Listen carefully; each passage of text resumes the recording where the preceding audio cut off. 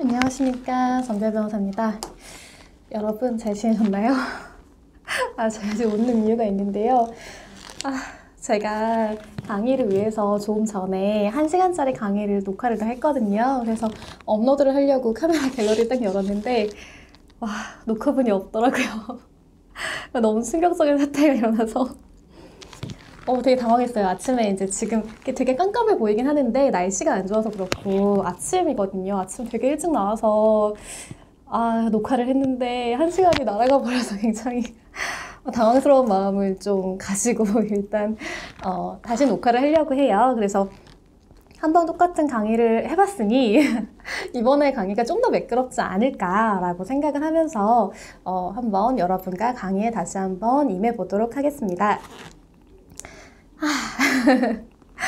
여러분, 이제 온라인 강의가 이런 고충이 있다라는 거 조금 그냥 이해하시고, 여러분도 많이 불편하시겠지만 서로 조금만 힘을 내서 이 시기를 잘 넘겼으면 좋겠습니다. 그리고 혹시나 지금 코로나가 약간 진정 국면으로 접어들고 있다고는 하는데요. 그러니까 제가 지금 촬영한 날짜는 3월 17일이에요. 그러니까 혹시나 해서 제가 일주일 정도 먼저 촬영을 하고 이제 그걸 업로드 하거든요. 준비해가지고. 지금은 학교에서 아직 특별한 말씀은 없으시고요. 혹여나 그럴 리 없겠지만 이게 조금 더 위험하다라고 해서 만약에 온라인을 조금 더 연장해야 된다라는 방침이 내려오면 그때는 제가 다시 한번 공지를 드릴게요. 근데 그게 아니라고 하면은 원칙적으로는 저희가 이제 2주 강의하고 그 이후에는 만나기로 했으니까 그렇게 진행되는 걸로 알고 계시면 됩니다. 그래서 그러니까 다다음 주겠네요. 지금 말고 이제 이 강의 들으시고 그 다음 주에 어떻게 될지는 특이사항이 있다면 제가 학교에 다시 한번 이 클래스를 통해서 공지를 드리겠습니다. 자, 저도 다시 한번 힘을 내서 열심히 촬영을 해보겠습니다. 여러분, 한번 넘겨볼까요? 오늘 지난 시간에 말씀드린 것처럼 헌법을 한번 해보려고 해요. 근데 여러분 헌법에 대해 굉장히 많이 들으셨잖아요. 헌법이 국가 최고법이고 뭐 여러 가지 효력이 있고 헌법을 위반하면은 어떤 행위도 효력이 인정되지 않는다. 약간 이런 것들 많이 배우셨을 것 같아요. 그런데 사실 헌법의 어떤 효력이나 의의나 기본권, 인권 이런 것들에 대해서는 잘 모르실 수도 있거든요. 그리고 나중에 학생들한테 이제 강의를 하시게 될 때 이 부분에 좀 중점적으로 강의를 하시게 되면 굉장히 흥미롭고 헌법에 대한 기본적인 내용 파악이 좀 쉬울 수가 있어요. 그래서 제가 이제 기본적인 내용들을 위주로 하되 헌법재판소라든지 대법원 결정을 통해서 실제 사례는 이렇구나. 이렇게 진행되고 있네 라는 것들을 조금 보여드릴 수 있도록 강의를 구성해 보도록 하겠습니다. 먼저 볼게요. 첫 페이지 보시면 헌법의 의의가 나오겠죠. 국가적 공동체의 존재 형태와 기본적 가치 질서에 관한 국민적 합의를 법규범적인 논리체계로 정립한 국가의 기본법이 바로 헌법이라는 것이죠. 그래서 헌법은 그 시대의 정치적 이념과 시대 사상을 반영하는 역사적 생성물이에요. 그러니까 다른 법률도 물론 시대를 반영을 하긴 하지만 헌법이 가장 크게 이런 것들을 반영하고 있다라고 생각하시면 돼요. 왜냐하면 헌법에 보시면 인권 같은 기본권들이 있어요. 그런데 또 중요하게 생각해야 되는 것들이 정치 체계라든지 정당의 어떤 체계라든지 선거에 관한 규정들도 있거든요. 그러면 이것들은 어떤 국가의 이제 체계라든지 혹은 정치적인 선출 과정이라든지 이런 것들을 결정하는 매우 중요한 규범들이잖아요. 그러다 보니까 이거에 대한 국민적 합의가 있는 것이고 이거를 법전으로 만든 게 이제 헌법이라는 거죠. 우리나라는 성문헌법이라고 해서 법전을 기준으로 법전에 명시가 돼 있거든요. 그래서 이 국민적 합의를 법규범적인 논리체계로 정립했다라고 이해를 하시면 좋겠습니다. 그래서 헌법을 공부하다 보면은 우리나라뿐만 아니라 이제 해외에도 헌법이 당연히 있을 거잖아요, 국가마다. 그럴 때 이 변천사들이라든지 이런 것들 연역을 공부를 하면 이 나라의 국민들은 당시에는 이런 것들이 중요했는데 이후에는 이건 별로라고 생각하고 다른 것들을 이제 받아들였구나. 혹은 A라는 제도에서 이게 약간 불편하니 A-라는 제도를 도입을 했구나. 이런 식으로 알 수가 있어요. 그래서 조금 이 나라의 역사라든지 어떤 정치 체계를 이해하는 데 도움이 되는 학문이기도 합니다. 법률이기도 하고요. 이 헌법은 최고규범이에요. 많이 들어보셨죠? 그러니까 정치나 경제, 사회, 심지어 문화까지 영향을 미쳐요. 그래서 모든 분야에서 국가활동을 하게 되잖아요. 이 모든, 심지어 문화까지도 이 모든 분야의 국가활동은 헌법에 위반돼서는 안 된다라는 것이 이제 최고규범성이고요. 그다음에 헌법에 위반되는 법령이 입법된 경우에는 헌법재판을 통해 위헌이나 무효가 될 수 있습니다. 그렇기 때문에 어떤 법을 우리가 만들 때 여러 가지 것들 체크하지만 그 중에 가장 중점적으로 체크하는 것 중에 하나가 이게 헌법 규정을 위반할까? 아닐까? 라는 것들도 반드시 확인해 봐야 된다는 거예요. 이 위반되는지 여부에 대해서는 헌법재판소가 주로 판단을 하고 있고요. 그 외적으로 사인 간의 관계에는 대법원이 판단하는 경우도 있는데요. 그것은 뒤에 사례로 자세하게 살펴보도록 하겠습니다. 자, 그러면 헌법은 어떤 형태가 있을까? 헌법의 범위는 어디까지일까? 라는 것들이 궁금하실 수가 있는데요. 헌법은 크게 실질적 의미의 헌법하고 형식적 의미의 헌법으로 나뉘게 돼요. 근데 쉽게 생각하시면 우리가 실질적 의미의 헌법은 이만큼이에요. 굉장히 많은 내용을 담고 있어요. 근데 그 중에 형식적인 헌법은 이만큼인 거죠. 자, 한번 볼게요. 실질적 의미의 헌법은요, 국가의 본질을 결정하는 기본 결정이라든지 국가기관의 조직, 작용, 권한 등에 관한 모든 규범을 말해요. 국가와 국민 간 기본 관계를 규정하는 모든 규범을 총체라는 것이죠.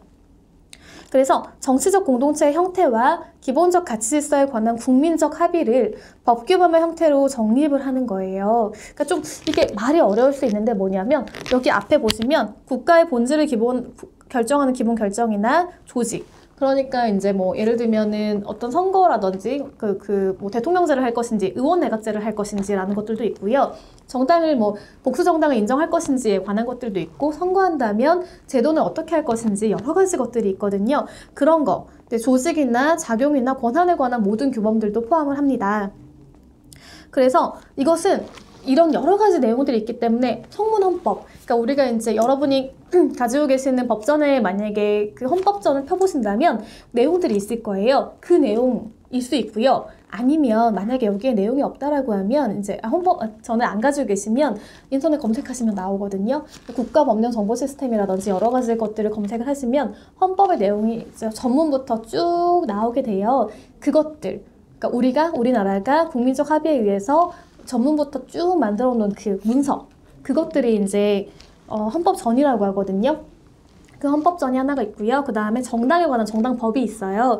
공직선거법도 있고요. 선거에 관한 거, 그리고 정부 조직에 관한 법이 있어요. 정부조직법. 그 이하, 그러니까 우리가 헌법 다음에 헌법이 있으면 그 다음에 이걸 기초로 법을 만들게 되거든요. 헌법에 국가 조직이나 정당이나 선거에 관한 거 있다고 했잖아요. 그러니까 정당법, 공직선거법, 정부조직법 이런 게 있고요. 그 밑에 명령 같은 게 있고요. 그 다음에 조례나 관습이나 여러 가지 것들이 있거든요. 이것들, 즉 그 명칭을 불문하고 헌법적인 내용이 다 들어있다고 하면 이 큰 범위 내에서는 실질적 의미의 헌법이라고 인정을 하고 있어요. 그게 바로 실질적 의미의 헌법인 것이고요.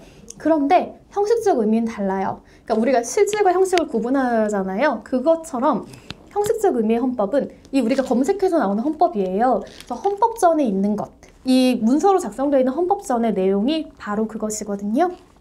그래서 헌법 제정권자가 헌법사항을 성문의 헌법, 아까 말씀드린 것처럼 이렇게 문서로 작성된 거, 그것으로 법전한 것이 우리나라의 헌법이에요. 형식적 의미의 헌법이고요. 근데 이런 게 있어요. 그러면 실질적 의미의 헌법과 형식적 의미의 헌법은 과연 같은 것인가? 라는 질문이 있을 수가 있죠. 그런데 둘은 다를 수밖에 없어요. 왜냐하면 이따 살펴볼 바와 같이 헌법 같은 경우는 굉장히 국가의 중요한 작용이라든지 국민의 기본적인 권리라든지 핵심적인 내용을 담고 있어요. 이것은 국가를 이루는데 굉장히 중요한 요소이기 때문에 함부로 변경하면 안 돼요. 예를 들어서 어떤 다수가 이제 잘못된 목적을 가질 수 있잖아요. 역사적으로 보면. 그랬을 때 그것을 뭐 바탕으로 해서 국가의 기본 질서라든지 국민의 기본권이라든지 이런 거에 대해서 그냥 다수의 힘으로 만약에 바꾼다라고 했을 때는 문제가 생길 수 있잖아요. 그리고 이것을 꼭 다수는 아니더라도 너무 쉽게 바꿀 수 있게 만들어지면 이 국가 체계가 전부 흔들리는 문제가 발생할 우려가 있어요. 이런 위험성을 없애거나 최소화하기 위해서 헌법의 개정과 제정은 굉장히 어렵게 했어요. 그러니까 일단 제정이 됐으니까 이게 변경되는 게 개정이잖아요. 근데 개정 절차라든지 요건이 굉장히 까다롭기 때문에 헌법의 모든 걸 규정하게 되면 나중에 상황이 바뀌어서 이걸 변경해야 되는데 변경할 수가 없잖아요. 그러다 보니까 헌법에는 가장 중요한 핵심 사항을 넣게 되는 거예요. 그리고 이 핵심 사항 아래에다가 아까처럼 선거라면 공직선거법, 정당이라면 정당법, 그리고 정부 조직에 관한 거라면 정부조직법, 그러니까 별개의 법들을 만들어가지고 이것들을 나중에 세부 사항을 변경할 수 있도록 이제 작성을 하는 거죠. 물론 법 자체도 개정이 어렵기 때문에 또 하위 법규들을 만들어가지고 이것들을 또 그 나름의 핵심적인 사항을 정하고 세부 사항은 또 이 하위 규범들에 정하는 경우들도 있어요.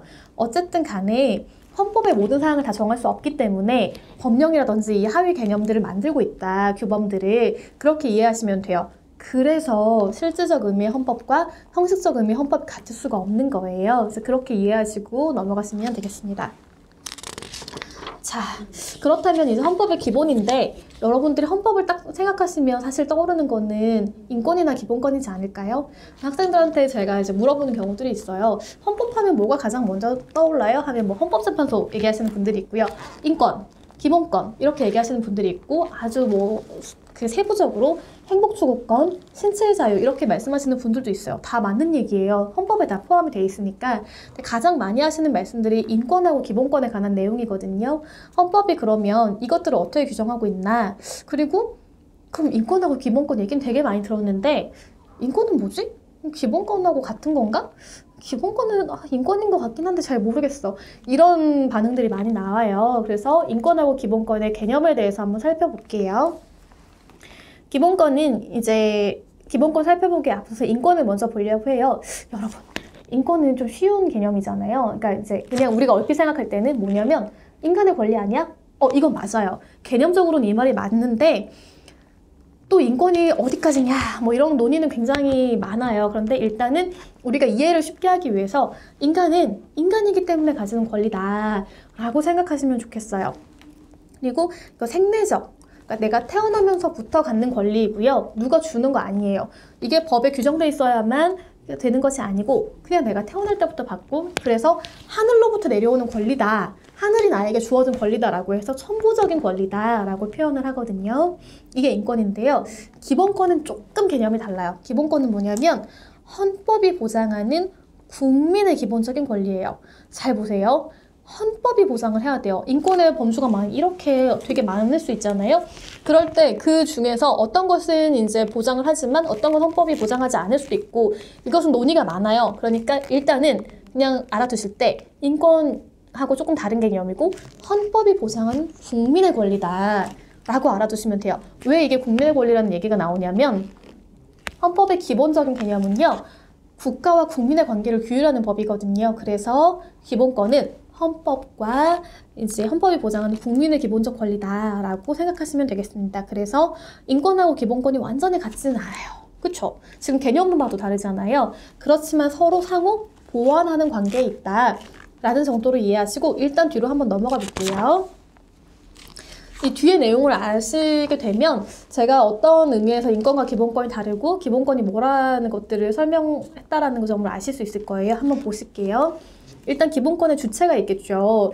근데 우리가 얼핏 생각할 때는 그렇지, 인간이라면 당연히 기본권의 주체가 되겠지 라고 생각할 수 있어요. 근데 기본권의 주체가 하나가 더 있어요. 법인이라는 것인데요. 그게 뭔지를 이따 같이 살펴볼게요. 일단 우리가 사람이라면 누리는 권리가 인권이라고 했잖아요. 헌법에서는 사람을 자연인이라고 표현을 해요. 그래서 이 자연인이 기본권의 주체의 일환인데요. 일단 대한민국 국민이어야 돼요. 헌법의 주체는, 기본권의 주체는 대한민국 국민이어야 돼요.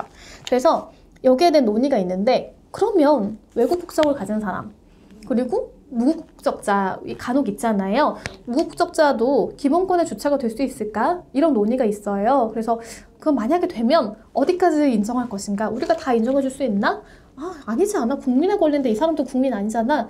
그럼 이건 안 되지 않아? 이런 논의가 있고요. 이것도 권리마다 또 달라요. 그래서 이 부분 나중에 상세하게 살펴볼 기회가 있다면 한번 볼 수 있었으면 좋겠는데, 일단은 원칙적으로는 대한민국 국민이, 자연인이 기본권의 주체가 된다. 그리고 외국인과 무국적자는 제한된 범위에서 이제 이 보호를 받을 수 있다라는 정도로 알아두시면 좋겠습니다. 근데 여기에서 가장 많이 논의가 되었던 것 중에 하나가 뭐냐면, 그래 좋아, 그러면 태아는 어떨까? 태아는 인간인가? 여기부터 시작을 하는 거죠 이제. 근데 일반적으로 우리가 이제 모체 안에 있을 때에는 인간으로 볼 수 있을지 없을지에 대한 논의가 굉장히 많잖아요. 그러다 보니까 법은 좀 명확해야 되니까, 그러면 아직 태어나진 않았으니까 태아를 인간으로 보긴 좀 어렵지 않을까. 그런데 그러면 얘는 아예 생명권이 없나? 권리를 인정할 수 없나? 그럼 태아는 함부로 해도 되나? 이런 의문이 생기기 시작한 거예요, 법적으로. 그래서 만약에 그럼 이 태아의 지위를 우리가 어떻게 인정해 줄 수 있을까? 태아가 아무런 권리가 없다는 건 좀 말이 안 되지 않나? 근데 어떤 근거에 따라서 태아를 보호할 수 있는가? 이런 논의들이 있었어요. 관련 조항 한번 볼게요. 헌법 제10조인데요. 모든 국민은 인간으로서의 존엄과 가치를 가지며 행복을 추구할 권리를 가진다. 여러분들이 많이 들어보신 인간의 존엄과 가치, 행복 추구권이 바로 이 조항이에요.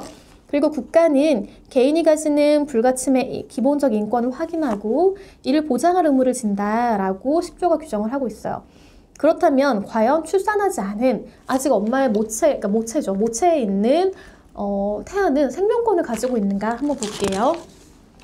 논의가 정말 많았고요. 여기에 대해 헌법재판소가 2008년 7월 31일에 결정을 했어요. 2004 헌바 81 결정이거든요. 보시면 인간의 생명은 고귀하고 이 세상 무엇과도 바꿀 수 없는 존엄한 인간 존재의 근원이다. 그쵸? 생명권을 어떻게 바꿀 수가 있겠어요? 가장 존엄하다. 이 존엄한 인간 존재의 근원인 것이다. 생명권은 이라고 표현을 하고 있고요. 이러한 생명에 대한 권리, 즉 생명권은 비록 헌법의 명문의 규정이 없더라도 인간의 생존 본능과 존재 목적의 바탕을 둔 선언적이고 자연법적인 권리다. 그래서 헌법에 규정된 모든 기본권의 전제로서 기능하는 기본권 중의 기본권이다 라고 표현을 하고 있어요. 그러니까 이 명문의 규정이 없다고 해서 그러니까 예를 들면 이런 거잖아요. 생명권에 대해서 명확하게 헌법이 생명권은 이런 거야. 생명권은 누구누구에게만 보장돼 라고 규정되어 있지 않다 하더라도 인간에 대한 존재의 근원이기 때문에 당연히 인정이 돼야 된다는 거예요. 그리고 이것은 생존 본능하고 존재 목적의 바탕을 둔 선언적이고 자연법적인 권리이기 때문에 모든 기본권의 전제다 라고 표현을 하고 있죠. 그리고 모든 인간은 헌법상 생명권의 주체가 된다. 그래서 형성 중의 생명인 태아에게도 생명에 대한 권리가 인정되어야 한다라고 보고 있어요.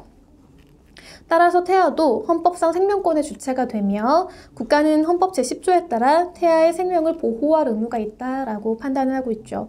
그러니까 여기 보시면 표현이 조금 기억하실 필요가 있을 것 같아요. 그러니까 헌법재판소가 태아가 인간이기 때문에 보호한 게 아니에요. 그러니까 태아 자체를 인간이라고 본 건 아니에요. 그런데 이 생명권은 모든 기본권의 이제 존재의 가치, 존재의 근원이기 때문에 태아는 지금은 사람은 아니지만 형성 중인 생명인 거다. 그렇다면 이 형성 중인 생명인 태아도 당연히 보호해야 되지 않겠냐. 그러니까 국가는 태아의 생명을 보호할 의무가 있다라고 판단한 거죠. 굉장히 의미 있는 결정이니까 알아두시면 좋겠습니다. 자, 그리고 기본권의 주체에 대해서도 이제 우리가 알아보려고 하는데요. 아까 말씀드린 첫 번째 파트가 자연인이었잖아요. 두 번째 파트가 있어요. 법인이에요. 여러분 법인 많이 들어보시긴 하셨죠? 근데 법적으로 법인은 뭘까? 그리고 왜 법인이 기본권의 주체가 될까? 아까 분명히 기본권은 국가하고 국민의 관계였는데 법인이 국민은 아니잖아. 그러니까 사람은 아니잖아. 근데 어떻게 주체가 될 수 있지? 이제 이런 의문을 가지시는 분들이 꽤 계시거든요. 보실게요. 기본권의 전통적 논의는 이런 의문을 가지시는 분들의 생각이 맞아요. 그러니까 국가하고 국민의 관계를 중심으로 전개가 됐었거든요. 그렇기 때문에 왜냐하면 이런 경우가 있죠. 아주 옛날에 고대 시대라든지 혹은 어떤 중세라든지 여러 왕이 있거나 원님이 있거나 이럴 때는 왕이 자기가 어떤 사람이 자기 신하라든지 백성이 행위를 했는데 너무 마음에 안 드는 거예요. 아니면 이유도 없어요. 근데 그냥 눈에 거슬리는 거예요. 그럴 때는 제 감옥에 가둬. 그리고 뭔가 알아내고 싶을 때는 고문해. 이런 거. 재산? 저거 내가 하고 싶어. 몰수해. 이렇게 돼버리잖아요. 이유가 없어요. 절차도 없고 근거도 없고 그냥 자기 마음대로 하고 싶을 때 그렇게 했던 적들이 있었잖아요. 다 그런 건 아니지만 이럴 때 그러면 국민은 그냥 백성들은 당하고 있어야 됐나? 이 사람들도 인간인데 권리가 있지 않을까? 이런 논의에서 출발한 것들이 헌법이기 때문에 헌법은 최초에는 당연히 국가하고 국민의 관계에서 이제 규율했던 법이에요. 그런데 시대가 바뀌면서 다양한 조직들이 생겨나기 시작했고요. 단체나 법인이나 이제 이런 것들이 생겨나면서 실제적으로 활동을 하기 시작했어요. 그러니까 이제 단순하게 유령회사처럼 뒤에 아무것도 없이 그냥 이름만 있는 게 아니고 이 단체가 살아 움직이기 시작하는 거죠. 주식회사처럼 회사들이 이렇게 여러 가지로 이제 활동을 하고 생산도 하고 고용도 하고 이러면서 우리나라 경제에 많은 영향력을 미치고 있잖아요. 그런 것처럼 실제가 있고 사회적으로 굉장히 중요한 거예요. 그러다 보니까 이 단체, 이런 기관, 이런 뭐 회사의 기본권을 보호해야 되지 않을까? 이런 논의가 시작이 됐죠. 그런데 독일과 달리 독일 헌법에는 이제 법인의 기본권 주체성을 명문으로 규정한 것들이 있어요. 그런데 대부분 특히 우리나라 같은 경우는 이 법인의 주체성을 그러니까 인정하는 규정을 명시하진 않았어요. 그러다 보니까 헌법에 없어 규정이. 근데 어떻게 인정하지? 이렇게 된 거예요. 그럴 때 원칙적으로는 이 법인도 아까 말씀드린 것처럼 굉장히 중요한 역할들을 하고 있고 이 법인의 재산을 보호하기도 해야 되잖아요. 그렇기 때문에 인정을 하게 돼요. 법인의 이런 기본권의 주체성을. 그렇지만 예외적으로 공법인 있잖아요. 공법인의 경우에는 인정하지 않거든요. 공법인이 뭐냐면 이 아래 별표시 보시면요. 특정한 공공 목적을 위해서 특별한 법적 근거에 따라 설립된 법인인 거죠. 그러니까 법인의 조직 등이 법률로 정해지고요. 기관하고 구성원에 대해서 국가가 관여를 하게 되거든요. 그게 바로 공법인이에요. 그렇기 때문에 이 공법인에 대해서는 국가가 보통 대부분 관여하고 있으니까 기본권 주체성을 인정하지 않아요. 그런데 이 공법인이라 하더라도 기본권을 인정해야 되는 경우들이 있거든요. 바로 뒤에 나올 거예요. 그럴 때는 제한적인 범위 내에서 인정해야 되지 않을까라는 논의가 있었고요. 그거에 대해서 헌법재판소가 결정을 내린 게 있어요. 자, 뒤에 사례 한번 보실게요. 헌법재판소 1992년 10월 1일에 이제 결정한 9.2 헌마 68 결정이에요. 이게 서울대학교 관련된 부분이고요. 서울대학교가 공법인이거든요. 그럴 때 이 공법인인 서울대학교가 기본권의 주체로서 인정될 수 있는가? 이게 왜 문제가 되었냐면 서울대학교가 당시 이제 입학 시험 제도를 자주적으로 마련하고 있었는데 그 제도에 관해서 이제 보호받을 수 있는가 없는가 이런 여러 가지 논의가 있었거든요. 관련된 분쟁이 있었는데 거기에 대해서 헌법재판소가 이제 결정을 한 거죠. 한번 보실게요. 헌법 제31조 제4항은 교육의 자주성, 전문성, 정치적 중립성, 그리고 대학의 자율성은 법률이 정하는 바에 의해서 보장된다라고 규정하고 있어요. 이게 굉장히 중요한 요소죠.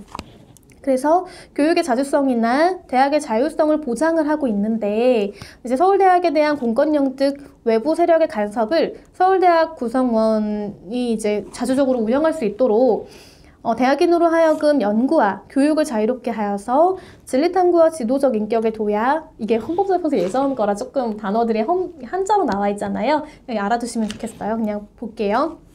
그래서 대학의 기능을 충분히 발휘할 수 있도록 하기 위한 것이고 교육의 대학의 자율성은 헌법 제22조가 보장하고 있는 학문의 자유를 확실한 보장 수단으로 꼭 필요한 것으로서 대학에게 부여된 헌법상 기본권이다. 자, 여기 나오죠.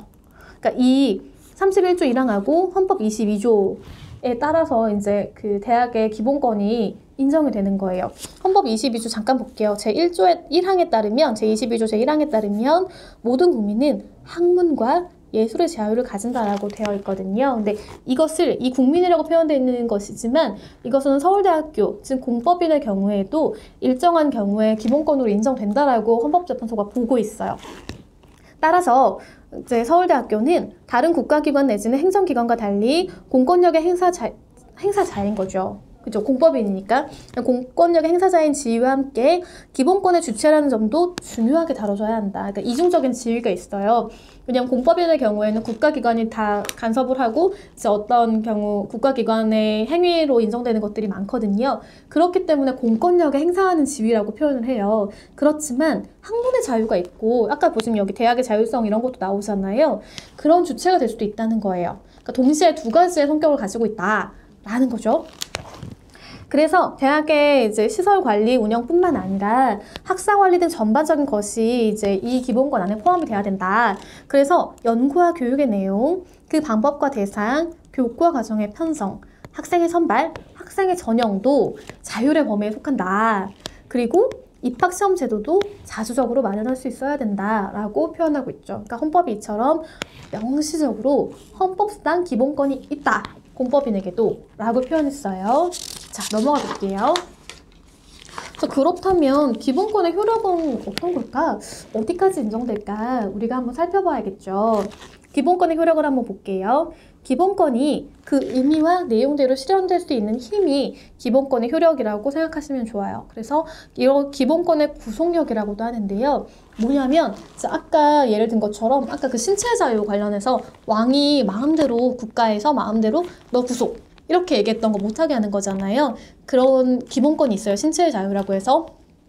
그럴 때 이 과연 헌법에 있는 여러 가지 정말 좋은 내용의 규정들이 많은데 이게 정말 실현될 수 있는가? 이게 국가기관을 구속할 수 있는가? 그리고 이게 일반인이라든지 혹은 법인, 자연인이나 법인에게 다 인정될 수 있는가? 이것들이 구속력이라고 표현을 좀 하거든요. 보시면 두 가지가 있는데 첫 번째가 대국가적인 효력이에요. 아까 처음에 말씀드렸듯이 국가하고 국민의 관계였잖아요, 헌법은. 그러니까 이렇게 국가하고 국민이 가지는 거기 때문에 대국가적 효력, 국가에 대한 효력이라고 생각하시면 조금 편하거든요. 국가에 대한 효력은 당연히 인정되겠죠. 그러니까 역사적으로 헌법이 규정되어 온 그런 것들이 있으니까요. 그래서 공권력적 국가 적용을 직접 구속하는 효력이 있어요.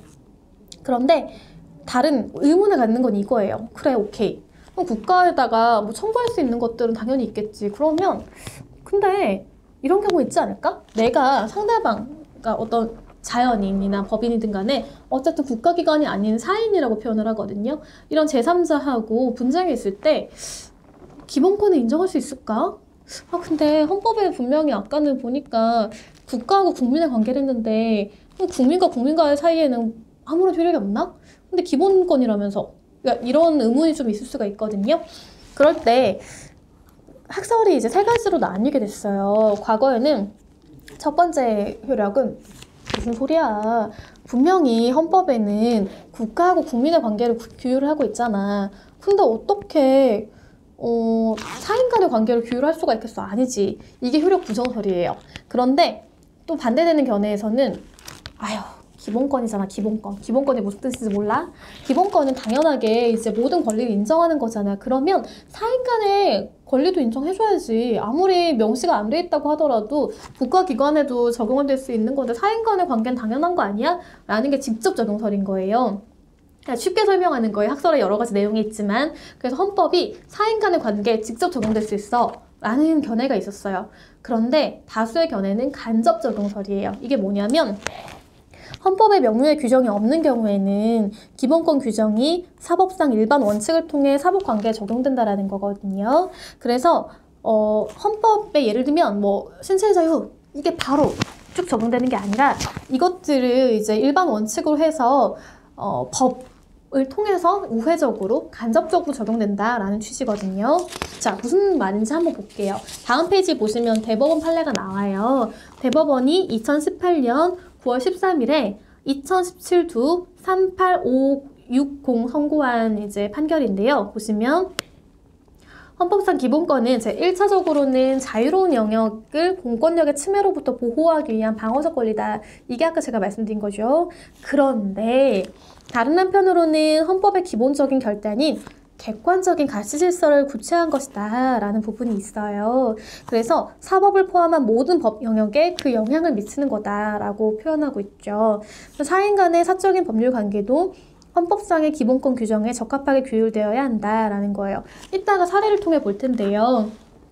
언론 출판의 자유 같은 것들이 있거든요. 그런 것들도 국가기관과의 관계도 있지만 사인 간의 관계, 그러니까 출판사라든지 언론 매체하고 그 취재 대상일 수 있거든요. 사인 간의 관계에서도 이제 영향을 미치는 것들이 나오는데 그런 거 사적인 질서에도 당연히 영향을 미칠 수 있다. 다만 이제 밑에 보시면 기본권 규정은 성질상 사법관계에 직접 적용될 수 있는 예외적인 것을 제외하고는 관련 법규범 또는 사법상의 일반 원칙을 규정한 민법 제2조, 제103조 등의 내용을 형성하고 그 해석 기준이 되며 간접적으로 사법관계에 효력을 미치게 된다라고 표현을 하고 있죠.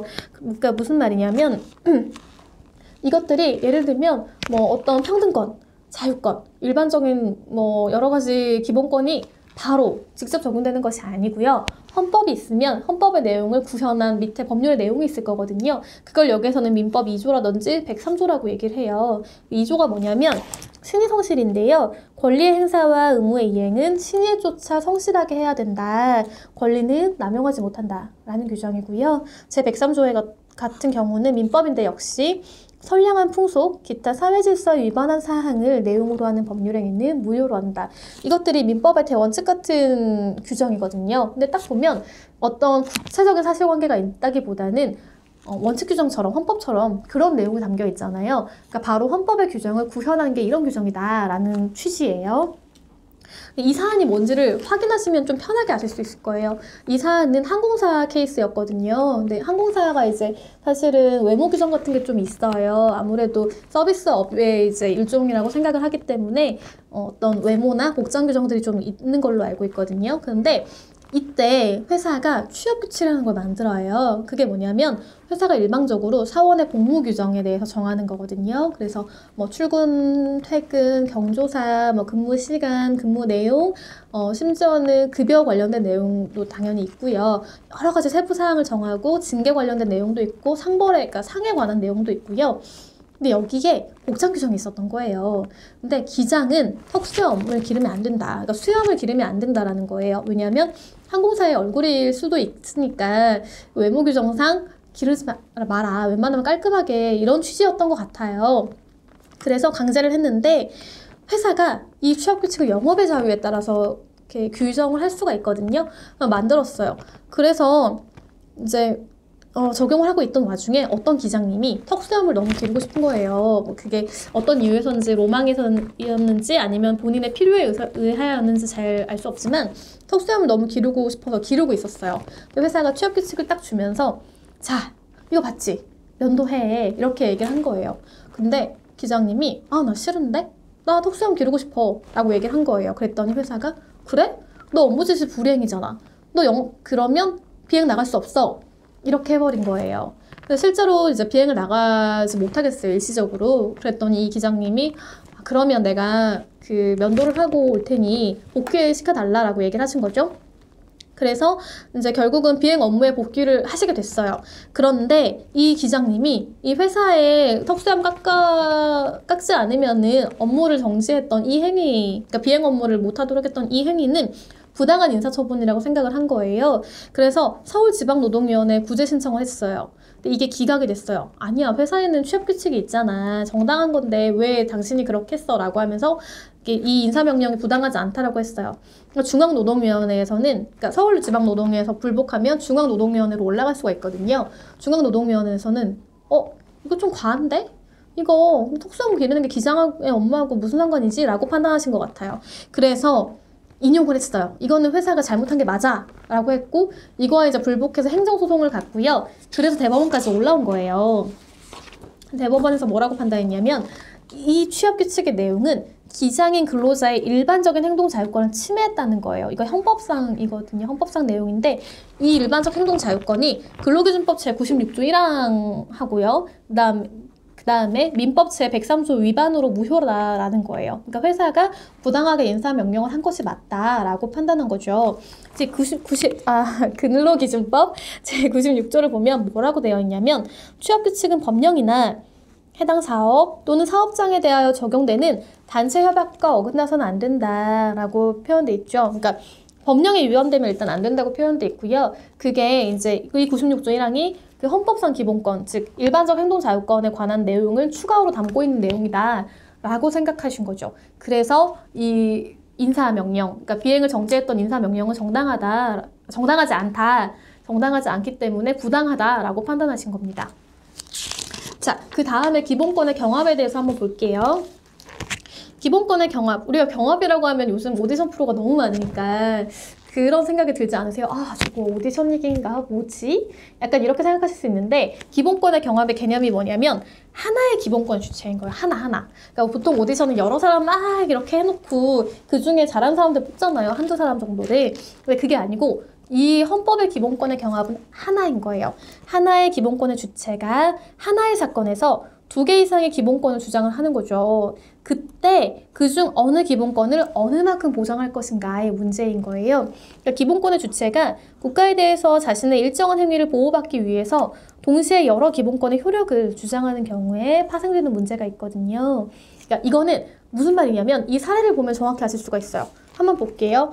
헌법재판소가 99년 5월 27일에 97헌마 137로 결정한 사건이에요.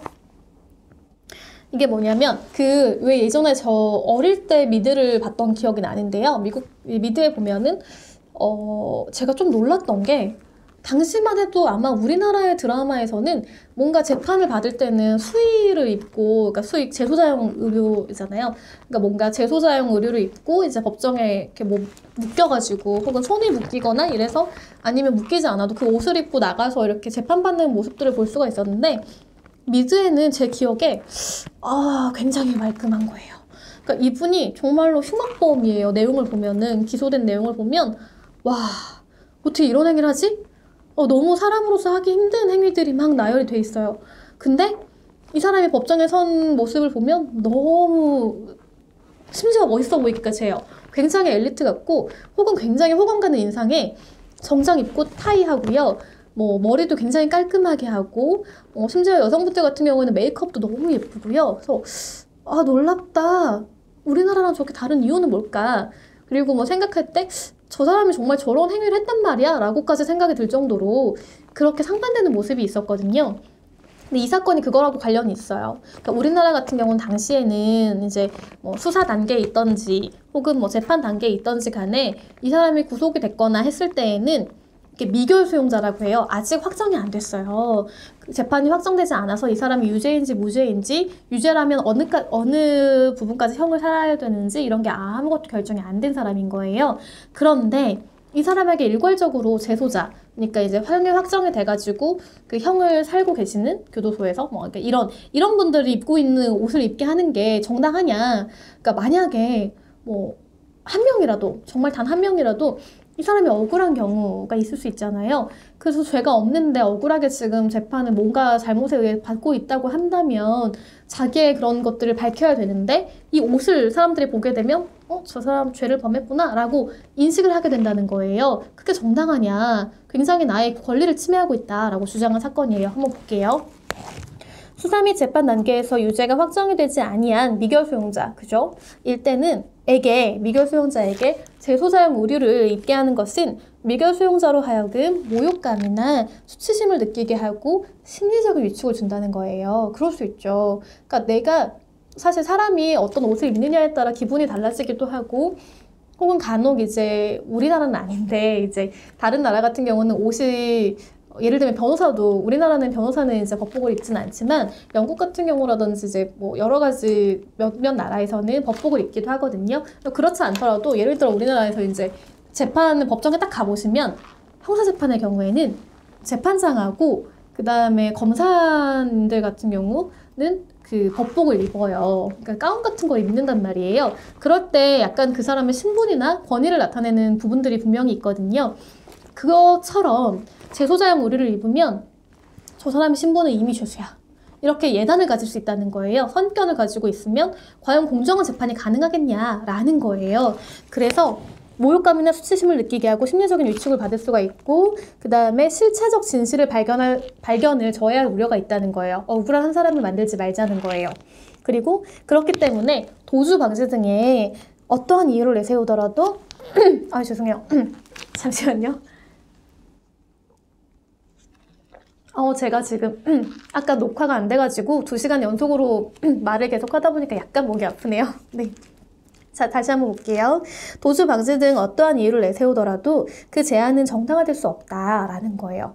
그러니까 왜냐하면 이게 재소자용 의류를 입게 하는 것이요. 사실 간혹 탈옥이 발생을 할 수가 있잖아요. 그런 얘기도 있었던 거예요. 주장 중에. 그래서 탈옥이 발생하면 이분들이 일단 어쨌든 간에 재소자용 의류를 입고 있으니까 도망가면 잡기 편하다는 거예요. 이제 그런 내용도 있었지만 어떤 이유를 든다 하더라도 정당하진 않다라는 거예요. 그래서 보시면 헌법 제37조 제2항의 기본권 제한에서의 비례 원칙에 위반되는 것으로서 무죄 추정의 원칙에 반한다. 그러니까 이게 무죄 추정의 원칙이 헌법의 대원칙이에요. 그래서 어떤 뭐 혐의가 있든지 간에 일단 확정이 되지 않은 사람에 대해서는 무죄로 본다라는 거거든요.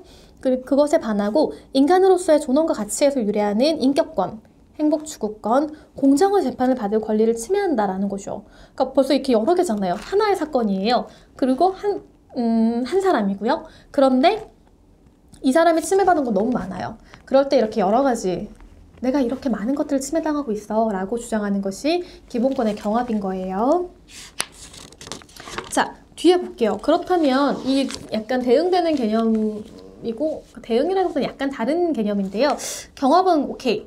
한 사람에게 하나의 사건에서 여러 개가 이제 발생하는 건데 충돌은 뭐지? 라는 거예요. 그럴 때 기본권의 충돌은요. 복수의 기본권 주체가 서로 상대방에 대해서 기본권을 주장하는 경우에 어떤 기본권을 우선해야 되느냐라는 문제예요. 그러니까 아까 한 사람이었다면 이거는 A와 B가 있어요. 근데 A는 나에게 이런 권리가 있으니까 당신 그런 행위 하지 마 라는 거고요. B는 무슨 소리야. 나도 이런 권리가 있는데 너 무슨 소리를 내 권리를 너는 억압할 수 없어 라고 하면서 둘이 충돌하는 거예요. 그러니까 둘 다 각자의 기본권이 있을 때 그럴 때 어떤 기본권을 우선시할 수 있는가 이 분쟁을 어떻게 해결할 것인가 이게 기본권 충돌의 문제인 거예요. 보실게요. 헌법재판소가 91년 9월 16일에 89-165 전원합의체 결정이었어요. 굉장히 중요한 결정이에요. 재판관님들이 다 모이셔가지고 이거에 대해 결정을 했는데요. 이게 정정보도 청구권 관련된 사례예요. 한번 볼게요. 두 기본권이 서로 충돌하는 경우에는 헌법의 통일성을 유지하기 위해서 상충하는 기본권 모두가 최대한으로 그 기능과 효력을 나타낼 수 있도록 하는 조화로운 방법이 모색되어야 한다. 그쵸? 그러니까 A하고 B가 충돌할 때는 어느 하나가 먼저다라고 하기보다는 조화를 이루어야 된다라는 게 기본적인 원칙이에요. 이제 이 정정보도 청구권, 그러니까 이제 만약에 언론 기사라든지 이런 게 나왔을 때 실제하고 좀 다를 경우에 정정보도를 청구할 수 있는 권리가 있는데 이게 언론사의 언론의 자유가 또 있거든요. 그럴 때 이걸 침해하는 게 아닐까? 라는 것들, 이게 둘이 싸우고 있는 거죠. 기본권 충돌되니까. 그런데 이 정정보도 청구권은 언론의 자유와는 비록 서로 충돌되는 면이 없지는 않지만 전체적으로는 상충되는 기본권 사이에 합리적인 조화를 이루고 있는 것으로 판단이 된다. 따라서 이 사건 심판 대상인 정기 간행물의 등록 등에 관한 법률에 이게 밑에 내용이 있죠. 이것들은 결코 평등의 원칙에 반하지 않는다. 즉, 그 정정보도 청구를 명시하고 있는 이 법률은 헌법에 반하지 않는다는 거예요. 그리고 언론의 자유의 본질적인 내용을 침해하거나 언론기관의 재판 청구권을 부당히 침해하는 것으로 볼 수도 없다라는 거예요.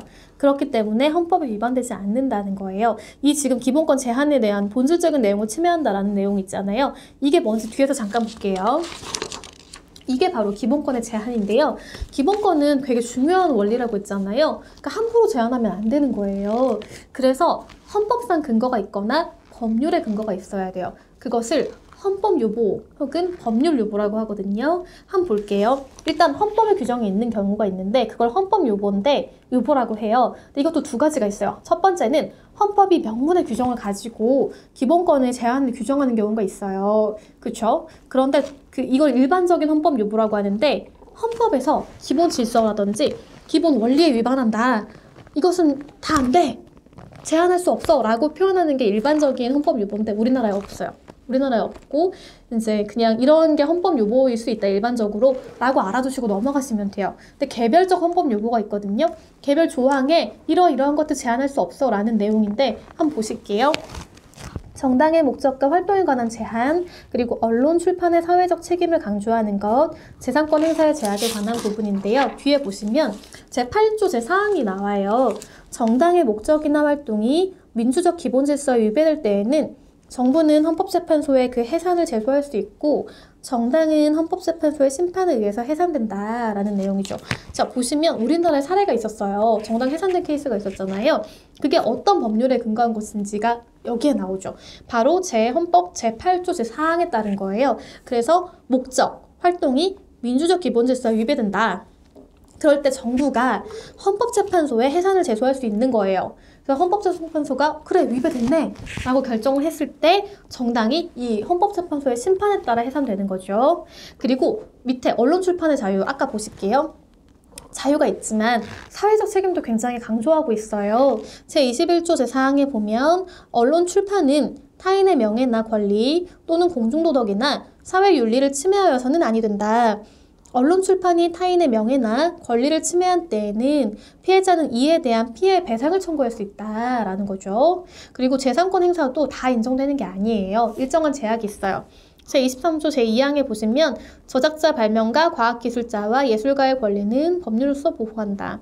그러니까 저작권이라고 해서 무조건 뭐 내가 죽더라도 계속 이게 아니고요. 법률적으로 어느 범위 내에서 어디까지 보호받을 수 있는지가 다 나오는 것이거든요. 이처럼 이제 이 제한, 어떻게 보면 제한이잖아요. 저작권 내 권리인데 내가 뭐 죽고 나서도 계속 보호되고 그 한정 없이 내 후손들이 편하게 살 수 있어야 되는 거 아니야 라고 생각할 수 있거든요. 근데 그게 아니라는 거예요. 그래서 이처럼 제한하려고 하면 법률로서만 보호할 수 있다, 이런 내용인 거죠.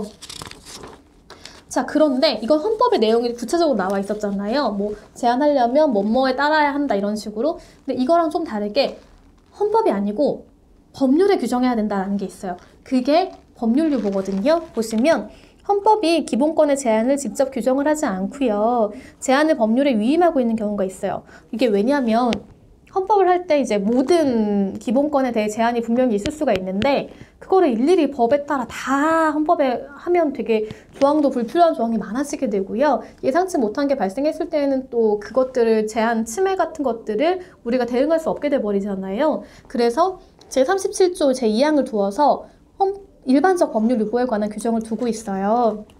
제37조 제2항 한번 보실게요. 국민의 모든 자유와 권리는 국가 안전보장, 질서유지 또는 공공복리를 위하여 필요한 경우에 한해서 법률로서 제한할 수 있다. 제한하는 경우에도 자유와 권리의 본질적인 내용을 침해할 수 없다라고 돼 있죠. 아까 그 언론의 자유 관련해가지고 본질적인 내용 침해할 수 없다라는 게 바로 이거예요. 그래서 입법이 목적이 정당해야 하고요. 제한할 때에는. 그리고 방법이 적정해야 돼요. 이게 무슨 말이냐면 목적이 정당한 거 너무 당연하겠죠. 이 정당한 목적을 달성하기 위해서 방법은 뭐 좀 위법해도 되나? 아니죠. 방법도 적정해야 돼요. 그러니까 이 목적 달성을 위한 방법이 너무 과도하거나 적정하지 않으면 인정되지 않는 거예요. 그리고 피해 최소성이에요. 그러니까 목적도 정당하고 방법도 적정한데 이 적정한 방법 중에 여러 가지를 선택할 수가 있게 됐어요. 그럼 이 중에서는 그래도 그러니까 기본권을 침해받는 사람에 대한 가장 피해를 최소화할 수 있는 방안을 선택해야 된다라는 거예요. 그리고 법익의 균형성도 요구되는데요. 이게 뭐냐면 입법에 의해 보호하려는 공공에 필요하고요. 침해되는 기본권 사이에 균형을 유지할 필요가 있다라는 거예요. 자, 그래서 이제 이게 헌법재판소가 95년 11월 30일에 구사 헌가 3호를 결정한 사건이 있어요. 뭐냐면 등록하지 않고 음반 판매하신 분들이 계셨거든요. 그걸 무등록 음반 판매업자라고 하는데요. 이제 법에서 뭐야, 지금 허가 안 받았어? 등록 안 받았어? 그러면은 모든 음반 다 몰수해! 라고 한 거예요. 근데 이 음반 자체에 대해서는 뭐 이게 적법한지 불법인지도 전혀 파악하지 않고 그냥 가지고 있는 모든 음반을 몰수해버리도록 한 거예요. 이게 정당한지 한번 볼게요. 무등록 음반 판매업자 등이 소유 또는 점유하고 있는 모든 음반 등을 그것이 적법한지 여부를 묻지 아니하고 필요적, 그러니까 무조건이에요. 필요적은 무조건 몰수하도록 규정한 음반 및 비디오물에 관한 법률은 지나치게 가혹한 형벌을 규정하고 있다. 그래서 형벌 체계상 균형을 잃고 형벌 본래의 기능과 목적을 달성함에 있어 필요한 정도를 현저히 일탈했다라고 봐요. 그래서 아까 우리가 방금 살펴본 헌법 제37조 제2항의 과잉 입법 금지 원칙에 위반하는 규정이다. 그렇기 때문에 입법 재량권이 자의적으로 행사돼서 이것은 효력이 없다. 헌법에 위반된다라고 판단하고 있어요. 자, 그리고 개별적으로 이제 헌법이 그러니까 개별적인 법률 유보를 규정하고 있는 경우들도 있거든요. 한번 보실게요. 모든 기본권은 일반적 법률 유보에 따라 아까 제한이 가능하잖아요. 그쵸? 방금 본 것처럼. 그런데 너무 중요하다고 판단해서 헌법에서 재차 다시 한번 이거는 법률에 따른 제한만 가능해 라고 규정한 것들이 몇 가지가 있는데 한번 볼게요. 일단 신체의 자유인데요. 제12조 제1항에 보시면 모든 국민은 신체의 자유를 가진다. 누구든지 법률에 의하지 아니하고는 체포, 구속, 압수수색을 당하지 또는 신문을 받지 아니하고 법률과 적법한 절차에 의하지 아니하고는 처벌, 보안처분 또는 강제노역을 받지 않는다는 거예요. 자, 보시면 법률에 의하지 아니하고 체포 등은 받지 않고요. 또 법률과 적법한 절차까지 플러스 알파예요. 이거 하지 않고는 처벌, 보안처분 등이 안 된다는 거예요. 아시겠죠? 너무 중요한 권리라서 재차 개별적으로 규정을 한 거예요. 밑에 보시면 재산권이잖아요. 제23조 제1항인데요. 모든 국내 재산권은 보장된다. 당연하죠. 그런데 그 내용과 한계는 법률로 정한다. 뭐 예를 들면은 재산권의 행사이지만 우리가 규정하는 것들이 있잖아요. 뭐 예를 들면 상가임대차 보호법 같은 경우는 원칙적으로 임대인이 이제 자기 소유니까 이거를 마음대로 결정하고 임료도 뭐 올렸다 내렸다 마음대로 하고 원칙적으로 재산권이라면 이 제한이 없다면 그리고 뭐 날짜도 예를 들면 뭐 1년 정도 해놓고 상가가 다 이제 인테리어 해놨는데 1년의 기간 경과했으니까 이제 나가달라고 한다든지 이런 것들이 자유롭게 할 수 있는 거 아니냐라고 할 수가 있잖아요. 그런데 여러분 아시다시피 상가 임대차 보호법이라는 게 별도로 있잖아요. 그래서 임료에 대한 너무 높이지 못하도록 되어 있고요. 그리고 기간도 정해져 있잖아요. 이렇게 제한을 할 수가 있어요. 재산권이라서 원칙적으로는 이제 웬만하면 보호해야 되고 이런 제한이 없는 게 원칙이다. 보장되는 게 원칙이다. 그렇지만 경우에 따라서는 약간의 제한이 필요한 경우가 있는데 그것들, 그 제한의 내용하고 제한도 무작정 하면 안 되겠죠. 어쨌든 이 사람의 재산권인데 그러니까 이거 조화롭게 임대인과 임차인과의 관계를 모두 고려해서 조화롭게 하기 위해서는 어쨌든 법률이 있어야 되고 그 법률에 따라서 내용과 한계가 결정된다라는 거예요. 이게 바로 기본권의 제한이었던 거죠. 자, 일단은 여기까지 한번 해봤는데요. 오늘은 기본권에 대한 상당한 부분들을 이제 앞서 좀 살펴봤어요. 특히나 제한이라든지 충돌이라든지 이 부분들은 굉장히 중요하잖아요. 그러니까 이 부분에 대해서 조금 더 생각하시면서 이제 내용을 살펴보시면 좋겠고요. PPT 별도로 올려드리는 자료에 의하면 이제 상세하게 판례가 나와 있으니까 그 부분 위주로 조금 공부하시면 좋겠어요. 그리고 기본권에 대한 세부적인 강론이라고 우리가 표현을 하는데요. 이 강론적인 부분들은 또 이제 다음 시간에 한 번 더 있으니까 그때 한 번 더 살펴보도록 하겠습니다. 여러분 여러모로 이렇게 이 클래스에서 만나 뵙는 게 참 아쉽기도 한데요. 그래도 조금 줄어드는 추세라고 하니까 상황이 더 좋아질 것으로 믿고 다음 주에 뵙기를 기대하면서 오늘은 여기서 강의를 마치겠습니다. 여러분 고생 많으셨어요. 감사합니다.